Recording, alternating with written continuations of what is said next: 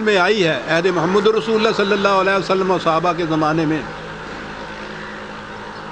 ایران فتح ہوا تو اس کا ایک گورنر ہرمزان بہت نامور گورنر تھا، قید ہو کر حضرت عمر کے سامنے آیا۔ آپ نے پوچھا ہرمزان تمہارے متعلق تو فیصلہ بعد میں کیا جائے گا، یہ بتاؤ کہ یہ کیا بات ہے کہ اس سے پہلے کیفیت یہ تھی کہ عرب اگر غلطی سے بھی کسی وقت تمہارے سامنے آ جاتے تھے تو تم ایک جھپٹے میں ان کو ختم کر دیا کرتے تھے۔ یہ آج کیا ہوا؟ وہی عرب ہیں، وہی تم ایرانی ہو کہ انہوں نے یہاں سے وہاں تک تمہارے سارے ملک کو فتح کر دیا۔ تم اس وقت قیدی کی حیثیت سے میرے سامنے کھڑے ہو، تمہارا شہنشاہ اپنی جان بچانے کے لیے پن چکیوں میں چھپتا پھر رہا ہے۔ یہ کیا ہوا انقلاب؟ انہی عربوں کے ہاتھوں تمہارا یہ حشر کیوں ہوا؟ عزیزان من غور سے سنیے یہ لوگ کیا تھے۔ اس نے کہا بات بالکل واضح ہے عمر، پہلے جب مقابلہ ہوتا تھا ہم ایرانی ایک طرف ہوتے تھے، دوسری طرف تنہا عرب ہوتے تھے۔ اب جب ہم آتے ہیں تو ہم ایرانی تو وہی تنہا ہوتے ہیں، عرب اور ان کے ساتھ ان کا خدا ہوتا ہے۔ ان دو قوتوں کو ایرانی تو ایک طرف، دنیا کی کوئی قوت شکست نہیں دے سکتی، ان کے پاس خدا کی کتاب ہوتی ہے۔ ہرمزان نے یہ کہا۔ ایرانی مسلمان تو ہو گئے تھے، میں اس دور کے ایرانیوں کی بات کر رہا ہوں عزیزان من، آج کے نہیں، لیکن یہ جو شکست ان کو ہوئی تھی اس کا زخم بڑا گہرا تھا، اس کا بدلہ انہوں نے لینا تھا۔ اور عباسیوں کے زمانے میں چونکہ عباسیوں نے سلطنت ہی ان کی توسط سے حاصل کی تھی، ان کو بڑا فروغ حاصل ہوا۔ سارا معاشرہ اسلامی، جسے اقبال اجمی کہتا ہے، ان کے خیالات، نظریات، اثرات سے بھر گئی ساری فضا۔ یہ وہ دور تھا جب آپ کے ہاں روایات مرتب ہوئی ہیں۔ آپ کو معلوم ہے کہ آپ کے سایہ ستہ کی 6 کتابیں صحیح ترین جو ہیں ان سب کے جمع کرنے والے سارے ایرانی ہیں، عربی ایک بھی نہیں ہے اس کے اندر۔ اسی زمانے میں فقہ کے یہ قوانین مرتب ہوئے۔ عقیدہ یہ وضع کیا گیا کہ یہ جو روایات انہوں نے جمع کی تھیں ان کے متعلق عقیدہ یہ وضع کیا گیا کہ مثلہ معہو، یہ قرآن کی مثل قرآن کے ساتھ ہیں۔ وحی کی 2 قسمیں ہیں، ایک قرآن کے اندر ہے، ایک ان کے اندر ہے۔ اور آگے عقیدہ یہ کہ اگر قرآن میں اور ان میں ٹکراؤ ہو تو قرآن کو منسوخ سمجھو، اس کے حکم کو نافذ کرو، یہ عقیدہ ہے۔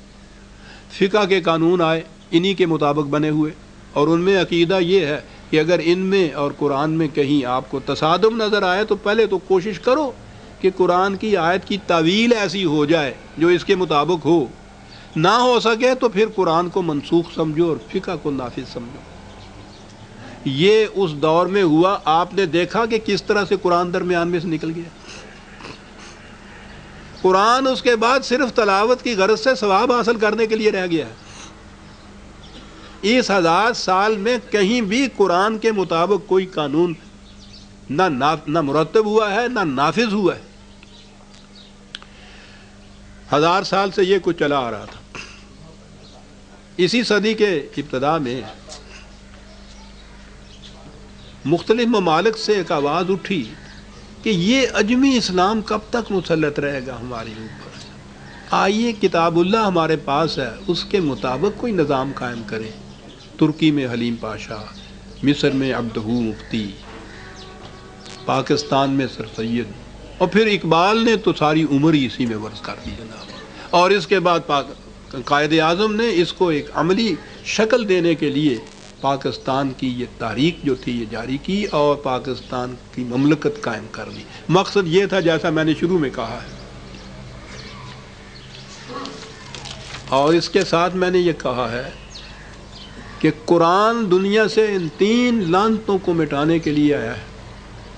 شخصی حکومتیں، انسانوں کی حکومتیں، خواہ اس کی شکل جمہوریت ہی کیوں نہ ہو، مذہبی پیشوائیت، نظام سرمایہ داری، اور ظاہر ہے کہ یورپ اور امریکہ کی سلطنتیں تو کبھی بھی اس کو برداشت نہیں کر سکتی کہ قرآن کی حکومت کہیں قائم ہو جائے۔ اس کا توڑ مسلمان کو، غیر مسلمان تو یہ کر نہیں سکتے۔ اس کا توڑ یہ ہے کہ جو کچھ ہرمزان نے اور ایرانیوں نے شکست کا بدلہ لینے کے لیے کیا تھا، اور جو اس کے خلاف اب ذرا سی تحریک کہیں اٹھ رہی ہے، اس اسلام کو پھر سے فروغ دیا جائے کہ جو انہوں نے قائم کر کے آج تک چلایا تھا۔ اس اسلام کو دبا دیا جائے پاکستان جس کے لیے بنا تھا، اور اس اسلام کو فروغ دیا جائے۔ یہ جو تحریک ان کی طرف سے چلی ہوئی ہے اسے فنڈامنٹلزم کہتے ہیں۔ اساسی اسلام اس کا ترجمہ کیا جا سکتا ہے۔ معاف رکھیے گا ذرا ایک سیکنڈ کے لیے۔ وہ جو میں نے کہا ہے اتنے سینٹرز کھلے ہوئے ہیں وہاں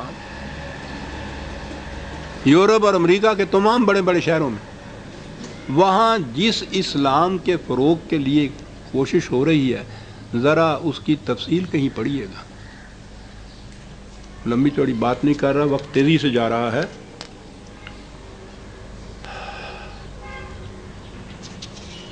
غالباً ٹورنٹو سے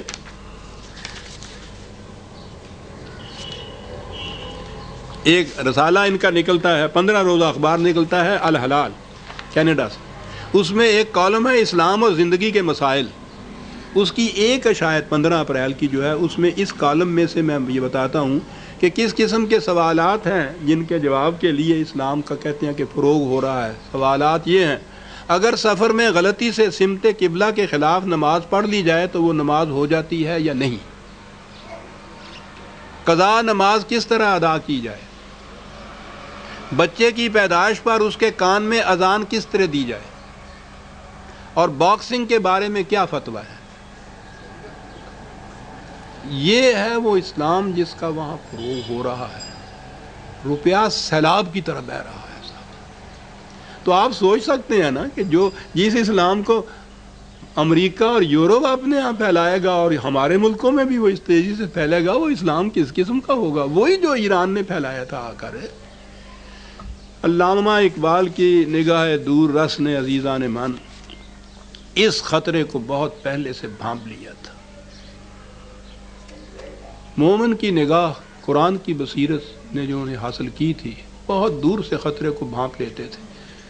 انہوں نے دیکھا تھا کہ یہ سلطنتیں اس آواز کو دبانے کے لیے کیا کچھ نہیں کریں گی۔ ان کی آخری کتاب ہے ارمغان حجاز، جو ان کی وفات کے بعد شائع ہوئی تھی، مرتب تو پہلے ہو گئی تھی۔ اس میں حصہ اردو میں ایک نظم ہے، ان کی بڑی طویل نظم ہے، اور میرے نزدیک ان کے کلام کا سارا ملخص جو ہے وہ اس نظم میں آ گیا ہے۔ بڑی مؤثر ہے، بڑی بلیغ ہے، ڈرامائی انداز ہے اس کا، نظم کا بڑی دلچسپ۔ عنوان ہے اس کا ابلیس کی مجلس شورا۔ سٹیج یہ ہے کہ کیبنٹ کی میٹنگ ہو رہی ہے، ابلیس اپنی مجلس شورا کو لے کے بیٹھا ہے، پریزائڈ کر رہا ہے اس کے اوپر۔ اس کا ہر ایک مشیر، وزیر، مشیر سمجھیے نا، شورا جو ہوئی، وہ رپورٹیں پیش کرتے ہیں۔ پنجابی شیطان دے شتونگڑے کہنے ہوندے سن ساڈے، وہ مجلس شورا کے ارکان کہتا ہے ان کو۔ وہ پیش کرتے ہیں اپنا اپنا کارنامہ کہ ہم نے اسلام کو مٹانے کے لیے، ہم نے دنیا میں انسانیت کو صحیح راستے پر آنے کے راستے میں کیا کیا رکاوٹیں پیش کی اور کس حد تک ہم کامیاب ہوئے ہیں، یہ وہ رپورٹیں پیش کرتا ہے۔ ساری نظم میں ہیں، جتنی تاریخیں اس وقت دنیا میں چل رہی ہیں عزیزان مان، ان سب کی رپورٹیں ہیں، اور بتایا گیا ہے کہ شیطان اس میں کیا کچھ کر رہا ہے۔ ان میں سے آخری اس کا وزیر جو ہے وہ کہتا ہے کہ خطرہ ہمیں نظر آتا ہے فلاں سے، جمہوریت سے خطرہ نظر آتا ہے، روس کی مزدکیت، کمیونزم سے خطرہ نظر آتا ہے۔ وہ کہتا ہے کہ تمہاری نگاہ صاف نہیں بات کر سکتی، تم نہیں پہچان سکے کہ خطرہ کہاں ہے اگر مجھ کو خطر کوئی تو اس امت سے ہے جس کی خاکستر میں ہے اب تک شرار آرزو، جانتا ہے جس پہ روشن باطن ایام ہے، مزدکیت فتنہ فردہ نہیں، اسلام ہے۔ اس نے جب یہ کہا اس امت کی بات، مشیروں کی آنکھوں میں ایک خندہ دزدیدہ تھوڑا سا پھیر گیا کہ کیا کہہ رہے ہیں یہ امت، اور یہ خطرے کا باعث ہمارے لیے۔ اس نے بھانپ لیا، یہ کہا کہ جانتا ہوں میں یہ امت حامل قرآن نہیں